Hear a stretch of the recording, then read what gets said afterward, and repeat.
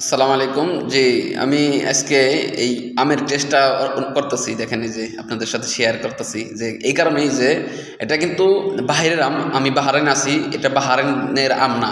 এটা বাহিরের আম, অন্য দেশের থেকে আসছে। তো আমটা এত মোটামুটি আমি এই যে আগে একটা খাইছি, আবার এখানে একটু চেক করছি। খুবই স্বাদ এবং খুবই গ্রান। মনে করেন একদম মনে হইতেছে যে না, যখন আমরা খাইলাম আমি মনে হইলো যে আমি এই গাছে থেকে পাইরে খাইলাম আর কি, তাজারা খাইলাম। তো আলহামদুলিল্লাহ মনে হয় আর কি, আমি ধারণা করতেছি মনে হয় এটার মধ্যে কোনো ফরমালিন হয়তো বা দেওয়া হয় নাই, কারণ ফরমালিন দিলে তো আমের গ্রান বা টেস্ট থাকে না। তো এটা মনে হয় ফরমালিন দেওয়া হয় নাই। আমি একটু চেক করি, বিসমিল্লাহ।